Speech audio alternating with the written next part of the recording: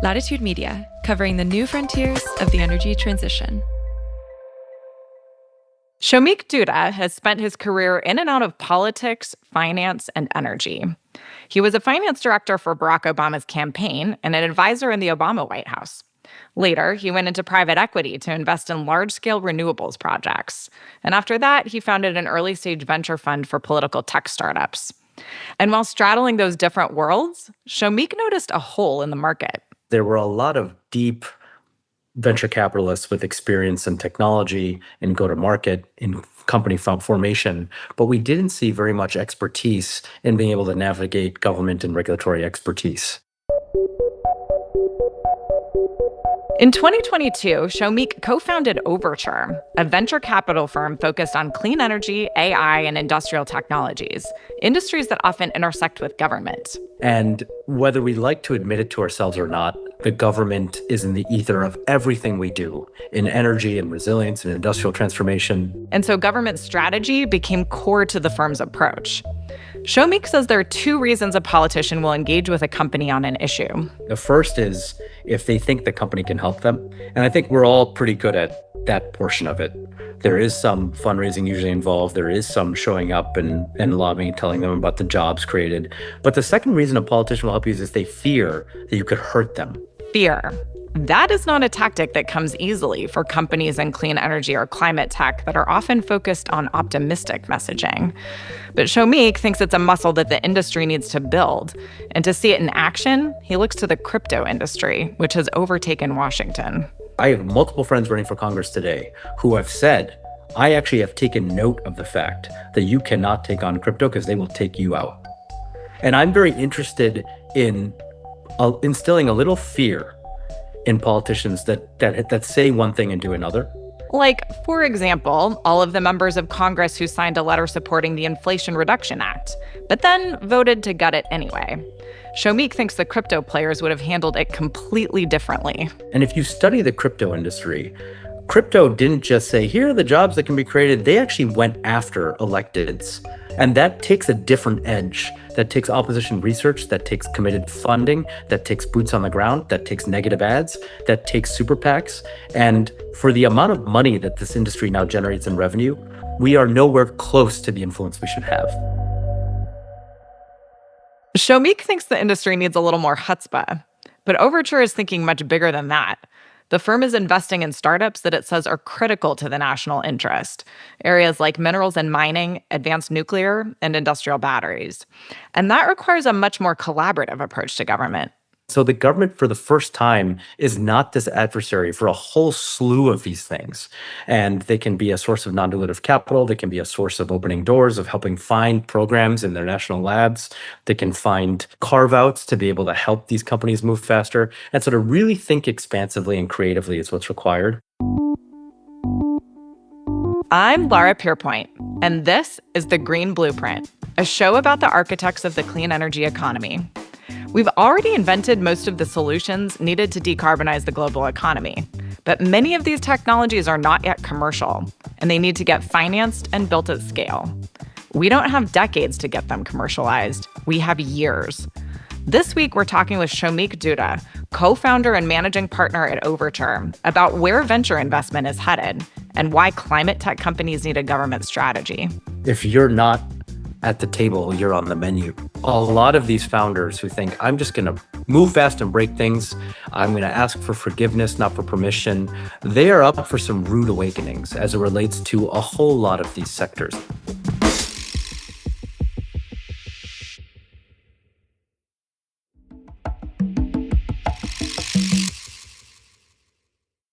Over the last few decades, U.S. venture capital has reflected the state of the global economy. As America sent more of its industrial capacity to China, VCs shifted away from semiconductors and hardware to software and services. And Shomik believes that approach is suddenly unraveling very quickly. I think the world map is getting ripped up. You're starting to see a transformational ascendant platform technology and AI coinciding with this bipolar hegemonic struggle for global power between China and the United States. And if we look to other similar moments in history, the space race, the nuclear arms race, the development of semiconductors, industrial policy was closely tied to technology investments. think we're entering a similar moment. And so I think a venture capitalist that can differentiate capital by providing something that is desperately needed by founders to make their journey more valuable and more possible through smart government engagement at the state, local, and federal level can potentially differentiate capital to win more deals and also make those companies more valuable. And that's what we're trying to do at Overture. I talked with Shomik about how he developed this investment thesis and how it influences Overture's investments. We also talked about the firm's unique model that partners closely with a government affairs firm, Boundary Stone Partners. This was a really fun, wide-ranging interview that covered the intersection of policy and capital deployment. We started our conversation by talking about the state of play in Washington. So you were obviously working throughout the White House, all kinds of different places within the federal government during the Obama administration. Was there like a single moment or event that really crystallized for you what needs to happen for startups in working with the federal government? The passage of the Affordable Care Act is one of the proudest moments, I think, that President Obama would still reflect on today. Helped millions of people get health care, but it also spawned a new ecosystem. There are startups like Oscar, backed by Thrive Capital, that today would not have existed without this regulatory turn. And that was an awakening for me of the possibility of, the government can be this grinding partisan trench warfare that is usually a game of inches. But as the President Obama's previously said, sometimes a seam opens, and just like in football where ground games are usually pretty boring, a tailback can get a seam and take off. And when those moments appear, I think we can probably reflect back on the Inflation Reduction Act being a moment like that. You have to put all your energy into understanding how to advance that opportunity. Yeah, well, and you already mentioned the IRA as being one of those. And we were very fortunate actually recently to have John Hickenlooper on the show. And so we're talking a whole lot about this and about what it took to pass the IRA. So for you, as you saw that happen, what were the things that most excited you that made this feel like a big watershed moment, hopefully at the scale of what the ACA felt like? I mean, I was so far on the outside. I was just a pedestrian watching. But when I see minds like Brian Deese, who had thought about this so carefully, and the patience of the movement that had tried this in 2009 and waited and had all of the material ready to go, it was another example of the grinding trench warfare, but being prepared when you see a seam of daylight. And the ambition of the Inflation Reduction Act, I still think the way the One Big Beautiful Bill is drafted leaves opening for a future administration to interpret a lot of that text positively. And I think, but for the Inflation Reduction Act, the One Big Beautiful Bill is clearly a disappointing setback from the IRA, but would still be considered one of the most ambitious pieces of climate legislation, but for the IRA. And so I think we have to kind of pick the pieces up and keep moving because there's still a whole lot in the One Big Beautiful Bill that should leave investors particularly encouraged about critical minerals and metals, about the opportunities in nuclear and geothermal, and 45X being preserved and actually written in statute. These are encouraging sort of pieces that we can continue picking up and moving forward. Let's shift gears slightly and talk a little bit about the Department of Energy. Obviously, a big player in all of this, too. And I think particularly when we talk about the IRA and the Big Beautiful Bill, we talk a lot about tax credits. But there's obviously a lot of work that DOE does, both, in kind of convening and certain regulatory standards. But really a big piece of its job is a huge amount of grant funding for all kinds of things across the climate tech spectrum. So can you say a little bit about how you think about the role of DOE generally, particularly when it comes to the climate startups in your portfolio and what's changing about that these days? I will say what has always struck me is that there is a gap in the market. It is very hard to help long-dated infrastructure projects that have 30-year paybacks that are critical to the national interest, sometimes find the right matched duration funding in the market. And that's where the Department of Energy Loan Program stepped in repeatedly to help critical national technologies reach their day in the sun. The horizontal fracking, as an example, is a technology that took decades to bring to market. There was a very stubborn wildcatter who bet his entire business on horizontal fracking. And it is today the cornerstone of energy independence. It is the thing that Republicans most treasure and Democrats rightfully most treasure about the US's ability to stabilize global markets and control its own destiny. And the roots of horizontal fracking come from the Department of Energy. In an energy crisis in the 70s, a whole lot of R&D funding was put into place to make a drill turn 90 degrees and surprise and delight generations to come. So that is the place where the Department of Energy should continue to have a role, and a place where the loan program, which sounds like it is actually coming back to market, which is really exciting to know, has a role to play. Yeah. I think that one of the things that definitely has happened at DOE has been the cancellation of certain contracts. And so we have seen a number of climate tech companies that are struggling as a result, particularly some of the bigger contracts that were originally supposed to come through the Office of Clean Energy Demonstrations. So this was really, a set of dollars that were intended to do effectively what we talk about all the time on the show, which is build first of a kind energy projects. And now that funding has kind of disappeared. So can you talk a little bit about that? Because one of the things that constantly worries me is the long-term damage this can do with respect to questioning how much we can trust the federal government and starting to steer everyone away from U.S. government dollars when these are so valuable for doing some of the things that we need to do within the climate tech sector. Look, this is where having a strong, functioning, independent court system that can hold the government and private citizens accountable to the law is incredibly important. And it's my hope that the courts will side with those who challenge this idea that the US government can have committed contracts and signed obligations and not fulfill them. That is a cornerstone of the rule of law. And I hope that the courts can hold the government to account on those issues. In the short term, I will also step back to say, look, businesses that raise more grant dollars on average have higher failure rates.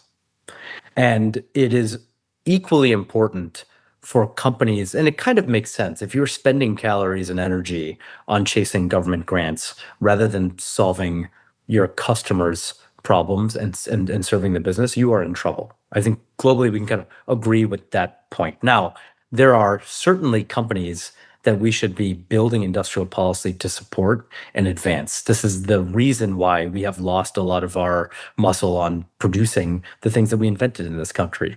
And we have a long history of inventing amazing things and then failing to scale them, in part because the US government has entirely stepped back from the market in a way that has not been helpful.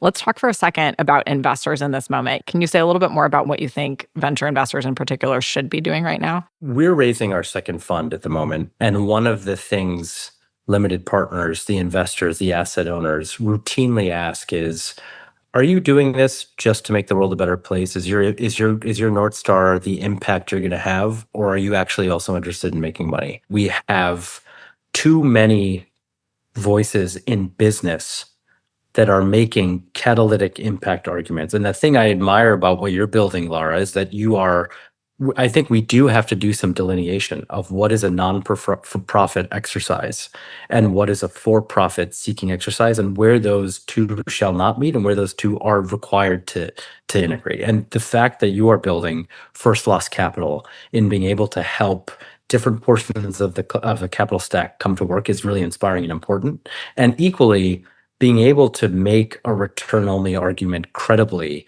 to me, is one of the most important ways to attract all the large pools of capital that are still kind of sidelined and eyeing a lot of our work suspiciously because they don't know where we fall.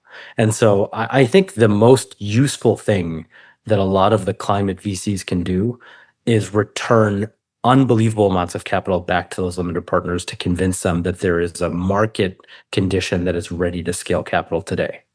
And though we talk a lot about Valley of Death, I think one of the challenges in our valleys of death in the Series B and C funding is that we've invested in a lot of stuff and haven't told the story to help generalists understand it.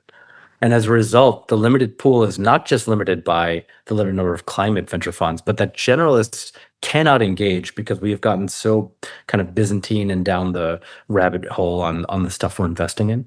And so to me, one of my takeaways is better storytelling, better market signaling, better discipline in underwriting to be able to hand this to the gigantic pool of generalist capital that is interested in the infrastructure layer of AI and sometimes looks at our stuff and doesn't get it.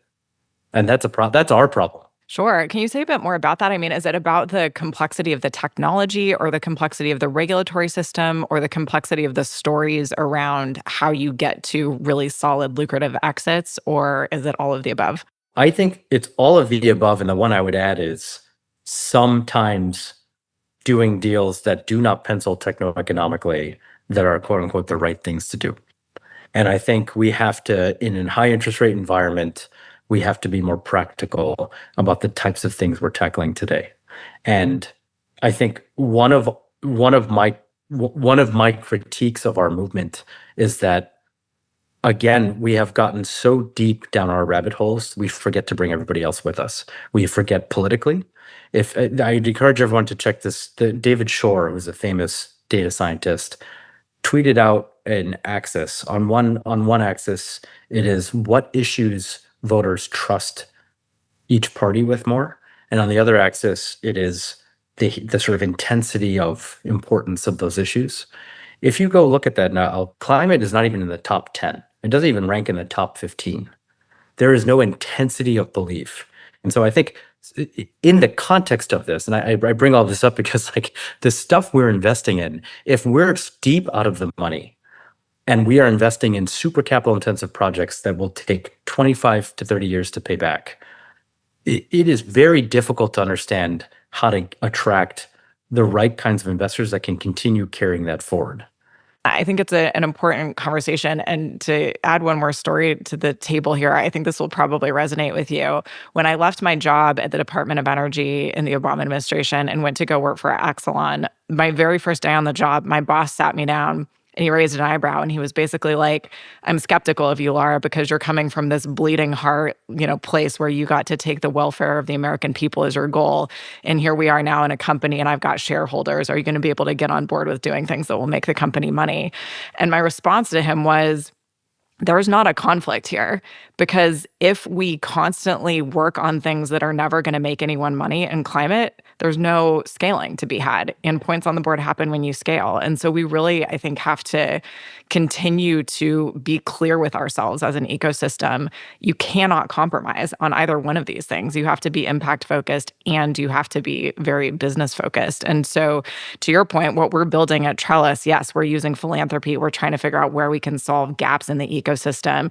And we have an extensive diligence process around understanding, is this going to be a successful technology from a market perspective? Because it has to be, otherwise you never get the impact. So anyway, again, very aligned with you on all of this. Okay, so let's talk for a second about the climate tech companies that are out there in your portfolio that are trying to figure out how to navigate the current environment. I remember in sort of previous changes of administration and changes of party, we go back and forth within the climate sector. When it's a Democratic administration, you talk about climate, you talk about justice. When it's a Republican administration, you talk about energy and you talk about security. Is it that simple today, or is there a different message that startups need to be holding in their conversations in DC? My co-founder, Brandon, sometimes jokes that it is the same language in a different dialect. And I think I've seen some of our best companies fluidly be able to make the same arguments that had the same outcomes in the Biden administration with the Trump administration. And I think the sort of big bipartisan consensus is that we need to build again in this country at scale. And we need to rebuild our supply chains and have control over them. We need to be able to provide ourselves with our own sources of energy. We need to be able to provide ourselves with our own critical minerals and metals that fuel these supply chains. We have to learn how to remanufacture and reindustrialize in ways that we have kind of forgotten. And so some of our best companies like Antora today have built their first of a kind project in the backyard of the Senate Majority Leader's district. We have a light-duty EV truck startup called Harbinger that is building from the Panasonic cell up a fully vertically integrated powertrain and strip chassis for the Class 4 to 6 delivery trucks. These are the trucks from Amazon, UPS, FedEx that you see idling outside all of our homes, dropping off shit we don't need. Those trucks, no one's built an electric alternative, and 70% of them go 70 miles or less per day. And Harbinger, by next year, will be at cost parity with ICE trucks without any tax credits. They have 150,000 square feet of manufacturing facility. They are in motion. They are making 8 trucks a day. They have positive contribution margins. They've had to adjust in interesting ways. They lost a lot of the tax credits that that would have made their trucks cheaper. And instead of bemoaning and trying to sort of pearl clutch over that, they actually just guaranteed the same price to dealers, and dealers kept buying. And so I've seen companies adjust fluidly. Crux in our portfolio, which is the clean energy marketplace for the fintech kind of marketplace for clean energy, they were deeply worried about tax transferability going away. And again, rather than watching this show from the sidelines, Crux dove in and shaped outcomes. And Boundary Stone, I'm really proud to say, helped Crux with that outcome. And lo and behold, tax transferability is largely safe today. So I do think it is really important to understand how to engage in the government and realize that this is not something that happens to you. You also have agency to influence it. And though their timescales are different, and we often think in quarters and the government can think in election cycles, there is an opportunity. There are these opportunities to really exert yourself on the system and not just hope for the best. And I think throughout our portfolio, we see companies and founders that have sort of taken that agency on. And that's been a really fun education process to be able to help them with. Can you say a bit about when you deploy that kind of strategy and what it looks like when you do? The first thing I do is always defer to Boundary Stone, because they actually are super drilled down, seasoned experts. They live and breathe this stuff on Capitol Hill. And there are moments to engage and there are moments to back off. But the things, if I had to sort of generalize, a couple things I've noticed. First is working in associations with other companies is incredibly valuable. We're so used to viewing competition warily, but when it comes to like the thermal batteries, and all of the thermal battery companies can actually bind together and actually help influence 45X, which is what Boundary Stone helped Antor and countless other companies go do in ways that helped. It's not just one CEO saying, here's my company and here are my interests. Often the government will view that with some wariness. But when it's 50 companies that are coming together saying, here's thousands of employees that get to benefit and here's customers that get to benefit, that really helps. That's one. Two is sometimes there are in entrepreneurship, there's a discrete outcome you want to drive to. And at the end of this meeting, here's what I want to have done. And in government, sometimes, as you know, there's 15 meetings before anything gets done. And it is the rep of being able to stay top of mind, of being patient, of building relationships, and learning to change your vernacular a little bit. That takes a lot of patience and time. And in the same way that we tell our CEOs, 20% of your time should probably be devoted to fundraising, whether you're raising or not.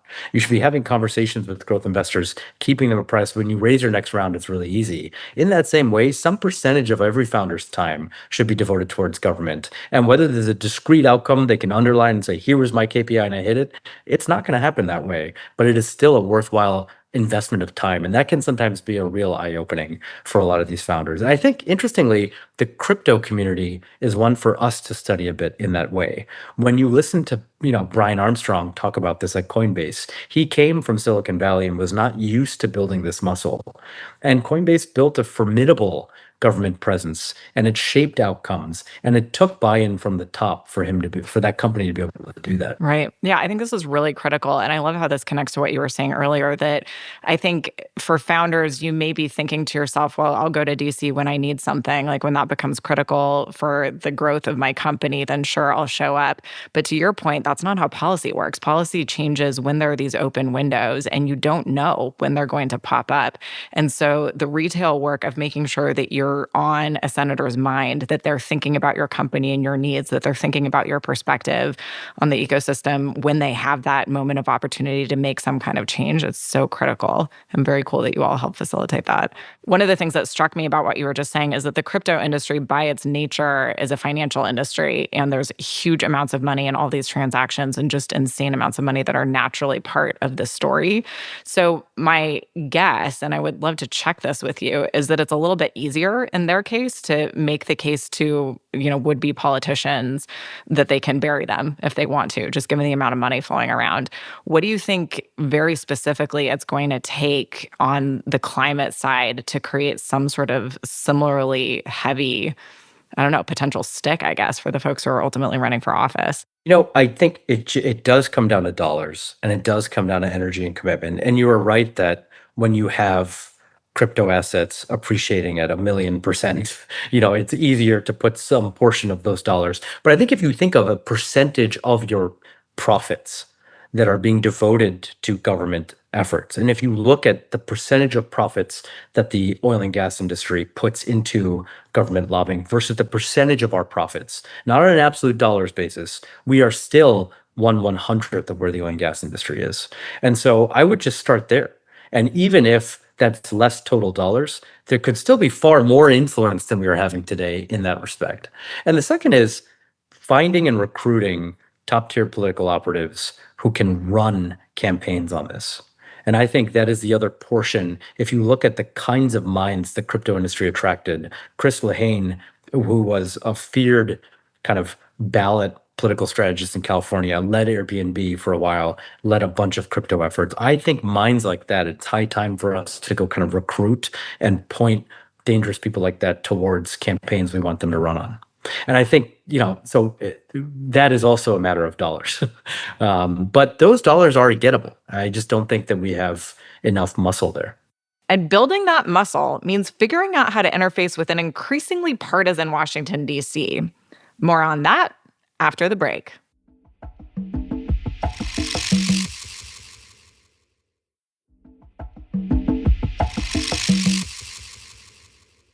Okay, so let's talk about partisanship for a second.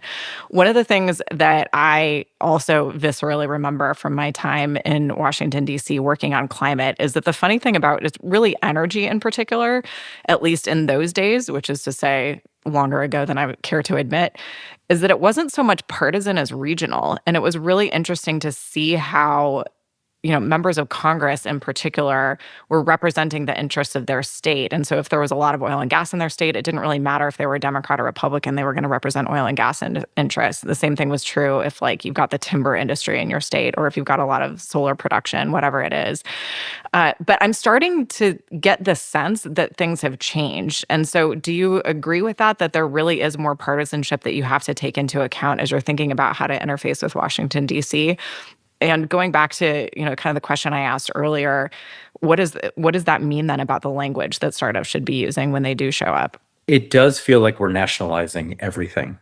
And Martin Heinrich is an interesting example here. Senator Martin Heinrich's from New Mexico, which is a large oil and gas state, but he has been fearless on a lot of climate issues. He's the vice chair of the Energy and Environment Committee in the Senate, and he has been really outspoken on climate issues. And it does feel like we now have these litmus tests to pass through party primaries, and especially closed primaries are a problem in creating, making it more difficult for sort of center left and center right candidates to emerge, in addition to the kind of online radicalization kind of trend that we mentioned earlier. And I should actually put in a plug. There's a thinker on the internet named Tristan Harris, who I think is first class about thinking about the ways in which social media is impacting the ways we think. And he warned about this 10 years ago. And it is interesting, increasingly, this is a total aside and does not actually answer your question, but I think it's interesting to think about. I don't know if you've picked up on this, but everyone's trying to think in images. We had US troops deployed on the streets of Washington, D.C., and a DOJ employee threw a sandwich at them in outrage. And that sandwich throwing image is the thing that most people took away from the fact that we've U.S. troops that have been deployed into a domestic city. And I think that's very interesting that the mediums in which we absorb information are the message, and our brains are starting to be attuned in that way. And so as it relates to how companies now approach the government, I do think there is a world of storytelling that founders and companies need to do that is social media first. and lose the muscle of, oh, maybe I'll place a story in Fast Company and Fast Company will tell my story and then I can retweet Fast Company. That's not actually the way our brains work anymore. We are starting to think in videos. We are starting to think in images. And so I think founders need to all learn to be their own spokespersons, and need to be able to use videos and use images to capture attention and then use that attention to push their issue forward. And so, there's nobody that was better than this than Elon Musk. Obviously, he was his own spokesperson for Tesla. And as disappointing as he may have been in the last couple of years, it is impressive that he was able to do that. And he sort of saw this before it was obvious.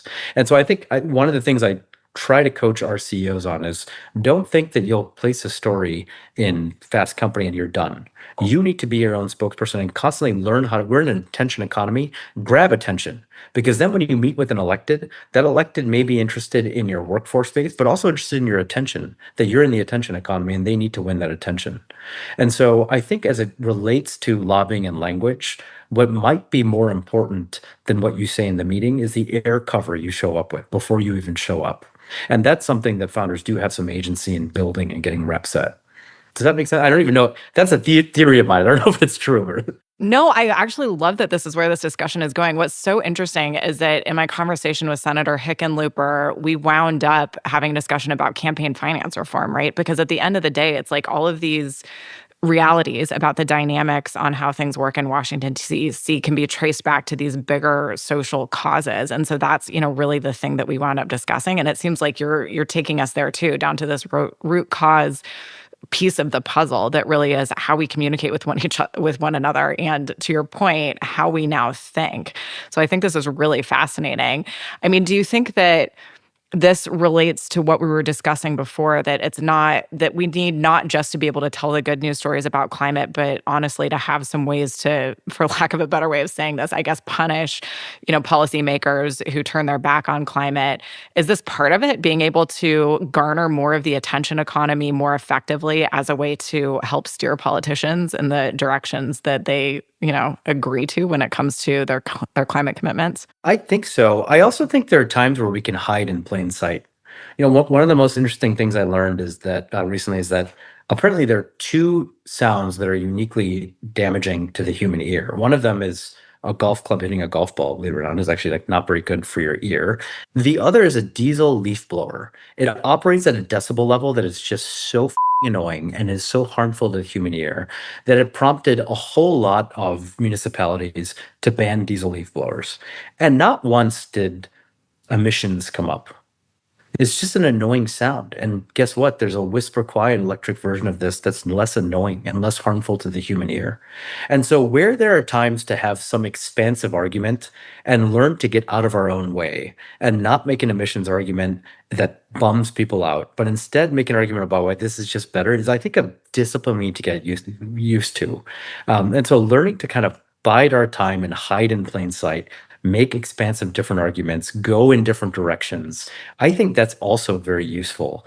Yeah, let's all three cheers for practicality on this. Well, I think you're starting to anticipate another question that I have about this, which is that I think part of what you're saying here is, yes, get out there, tell your story in ways that are actually resonating with the American public and, frankly, with policymakers right now, which includes lots of social media, it includes videos, it includes images, the things that stay with people in this attention economy. But when you're advising companies, say particularly the ones in your own portfolio, when is that your advice versus when is your advice, lay low, maybe don't say anything, stay under the radar? Does it depend on the particular technology you're pushing for? Does it depend on the timing? Like, how do you think about making that decision, when to be outspoken and when to not be? I think it depends if there's something super critical to your business or not. If there's something that is marginally useful, but the timing is wrong because of the conditions in DC, the dialogue in DC, whatever else. Sometimes there are just more important things going on in the government than your one thing. And understanding where you are in that timing and whether this is marginal to you or essential. If there is something essential that is life or death for the company, then you got to figure out a strategy and you got to go to work. You can't just hope for the best. So I think it is some of that. And again, there is no better calibrator of that than my friends James Pressing, Sydney Bopp, Jeff Navin, and my co-founder Brandon Hurlbut, all at Boundary Stone. Those are the people I really defer to on these topics. It's also worth noting that there's a whole lot going on in states. So I have a new operating partner who is the head of Axiom Advisors, which is the best government affairs and lobbying firm in the state of California. We have a governor there who is starting to really wake up and probably make a case for a national campaign in the next couple of years. So being able to help tap the third largest economy in the world, who is going to have a $30 billion climate budget, is also useful to know what's going on in states. And so even if your argument is falling on deaf ears at the federal level, knowing how to go into states and make arguments and survive, right? Our first mission to startups is don't run out of cash. And rule number 2 is see rule number 1. So stay alive, right? And so like be creative in how you stay alive and go to states, go to places that where you're going to have a warmer reception and do what you need to there. Right. I mean, that makes a lot of sense. So in terms of, going back to this idea that it used to be regional, now things are a little bit more partisan. I also feel like we're seeing more and more these days, a little bit more differentiation by technology, frankly, or by approach, and with respect to what the strategy is likely to be. Do you think that, again, going back to some of these questions around like how outspoken should you be? How much should you spend time trying to leverage potential DOE dollars? Are the strategies there as simple as, okay, for example, if you're solar and wind, you're on the outs right now, you've got to lay low. You're a nuclear technology, go full steam ahead because you've got a super supportive administration? Or is it more nuanced than that? Like, do you find yourself sort of saying the same things over and over to the same kind of technology areas within your portfolio, or is it really about timing and a whole other host of decisions that you need to think about? I think generally, just as a matter of like language, I've heard anecdotally the words clean, sustainable, climate are automatic kind of triggers for negative response. But American independence, kind of domestic resilience, competitiveness, strengthening the grid, helping make our systems stronger to be able to sustain more production. These are things that land much better. And so again, like I think avoiding the obvious triggers in language and pointing to the ways where this is helping advance some kind of national interest as it relates to a more resilient grid, as it relates to the ability to sustain more electrons to the things we care about. Those are, I've heard anecdotally, are landing well. But again, like if you are building a utility scale solar plant, this administration is openly hostile to that idea, which is mind-boggling to me. And yet it is clear that that's a place for a little more defense until we have a friendlier Congress at a minimum. Okay. Are there any visceral stories you can tell? Any moments in time when you're somewhere in Washington, D.C., you're trying to convince a policymaker of something, or you're working with a startup and trying to train them up to talk to someone? Anything you can think of that's like this was a big deal moment and something changed as a result of our interactions? We're investors in an advanced nuclear fuels company called Hexium. And Hexium is a platform that can produce HALEU, which I mentioned before, we are at kilogram scale today. It can also produce lithium-6 and lithium-7 isotopes. Lithium-6 isotopes are critical precursors for a lot of fusion blankets in reactors. And we have to reinvent both of those supply chains. I didn't fully appreciate this, but in the 90s, we voluntarily kind of stopped a lot of our commercial enrichment processes in the United States to declare the end of history. And we said, Russia, you're going to be a democracy and you can produce this and we'll trade. And this will be amazing as part of our non-proliferation efforts to open Russia to the rest of the world. And lo and behold, today, we have very little domestic supply chain in HALEU today. And we're going to require a 2000x scale up in a hurry. Similarly, the lithium-6 isotopes had such a dirty process to it. It has such a heavy mercury contamination risk that the EPA banned it in the 70s. The 3 countries that dominate lithium-6 supply are Russia, North Korea, and China. And so this company, Hexium, is spinning an Avalos technology out of Lawrence Livermore National Labs, which was well understood to be a very efficient pathway to be able to produce these critical precursor fuels. And they need They wanted help. And so Boundary Stone and Jeff Navin in particular has helped stitch Hexium together with a lot of these entities in ways that are helping this company have more commercial momentum as they go into their Series A. And so those are moments of like, oh my gosh, there's so much for us to do to help in both storytelling, in agency introductions, with reactor companies that Boundary Stone is already assisting. And so it's a place of enormous pride for me that we can be not just a government expert on the cap table, we can also be a business development partner to a lot of these companies. And just to help with the DC alphabet soup, so AVLIS is Advanced Laser Isotope Separation, right? So this is one way of getting to the very specific isotopes that you need in a nuclear context. And then we've also been using HALEU, which is high assay, low enriched uranium, which is effectively sort of a different, slightly higher enriched version of the same sort of nuclear fuel that we're using today. One of us is a nuclear engineer. The other is an economics kid from Williams College. You're doing great. You're clearly well versed in the technologies in your portfolio, which is so awesome. Okay, so one more question about the global context for all of this. One of the things that we're seeing right now within Trellis is that a lot of the companies that we've been tracking and speaking to and working with over the last couple of years around how they're going to cross this scaling and commercialization gap, they've noted what's happening in the United States right now, and many of them are starting to think global thoughts in a way that I think is different from what I've seen in the climate tech community. Are you seeing the same thing within your portfolio? Are you thinking about sort of how to parse a U.S. government strategy as companies are starting to look into other countries? Are you looking at supporting them along those journeys? Are you bringing in folks who can do international negotiations? What's your observation on the shift here? I think, again, it depends on the technology. I think the largest, most sophisticated technology companies in the history of the world that have built money printing machines are all singularly focused on clean, firm power for their data centers. It is the top ranking, single most important issue for them. If we can't figure out how to make money against that thematic, I should not have a job. And so that is largely in the United States. It'll also build data centers around the world. Some of these other technologies, especially anyone producing kind of clean commodities, if you need lots of capex to produce a facility that's producing a commodity stream that is indistinguishable from the fossil fuel cousin, but is much more expensive and maybe a longer payback, those may rightfully need to go to Europe.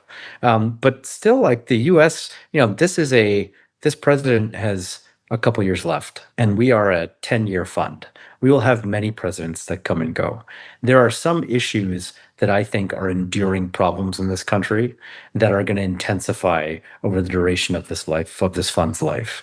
And our bet is at some point, America will wake up to the fact that extreme weather volatility has unleashed trillions of gallons in one storm across the Southeast last year alone.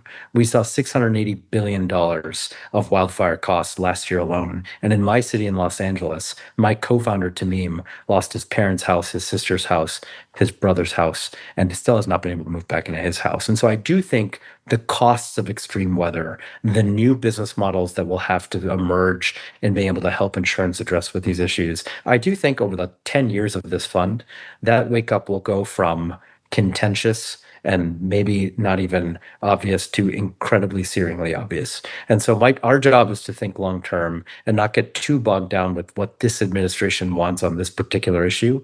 We're not going to sort of shift tack from things that we think have penciled obvious returns in 10 years because of some hostility in the short-term turbulence. Goodness, yes. What are some of the things in general that give you the most hope right now for climate and for policy in Washington, D.C.? I mean, thank God for load growth and for AI, right? I mean, I feel like a whole lot of venture capitalists are alive today. Maybe the entire economy is well functioning today because of those two things that are coming towards us. It felt like in the 2021s, there was this kind of malaise in venture capital. The SaaS trade was over. Everyone was kind of looking for the next thing. Some thought it could be climate, and that resulted in a bubble and a lot of tourists and multi-stage funds coming into seed. That trade is now over because AI has taken off. And of course, the infrastructure layer of AI is endlessly interesting.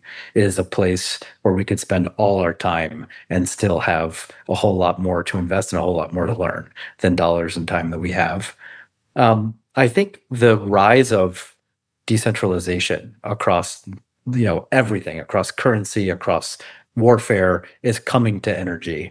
And the fact of the matter is that the cost of generation has been less than the rate of inflation, and the cost of transmission has been like 3 times the rate of inflation.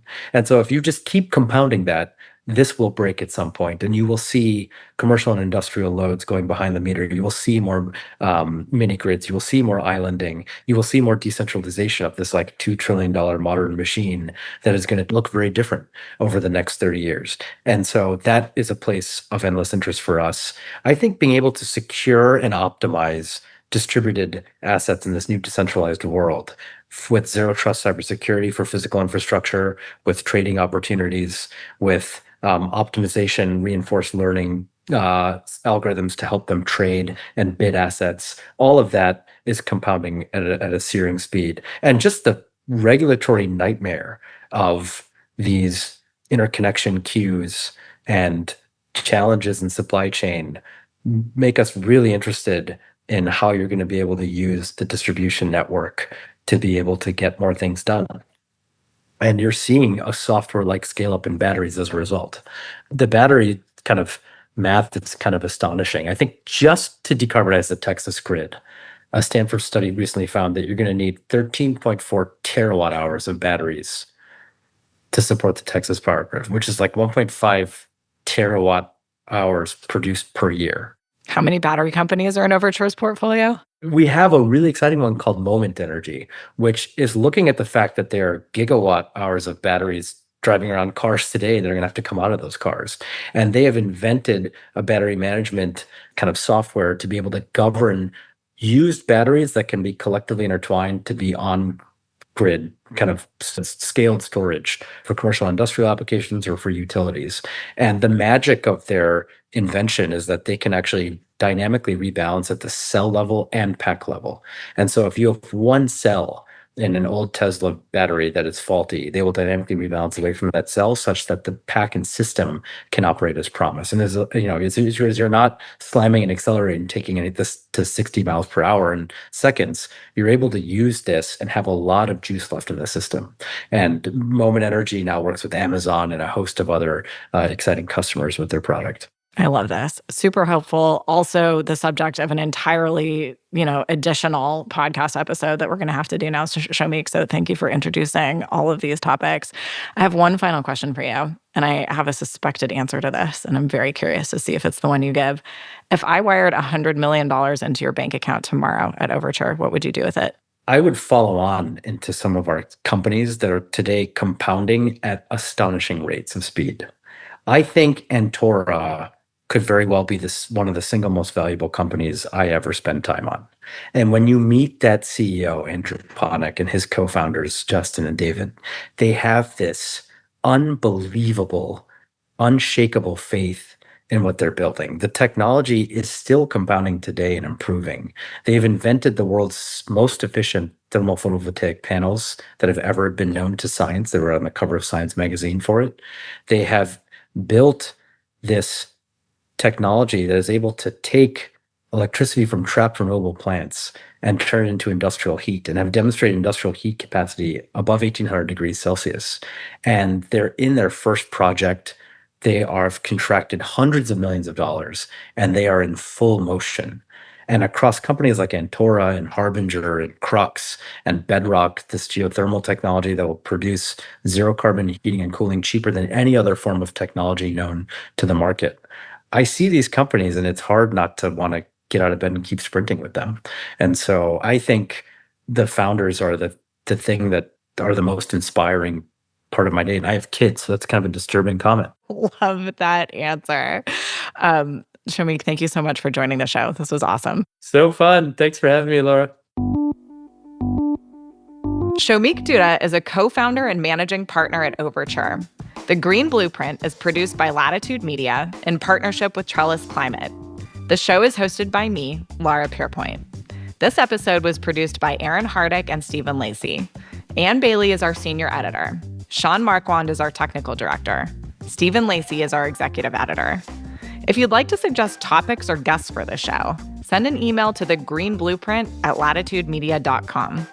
You can listen to The Green Blueprint at latitudemedia.com or subscribe wherever you get podcasts.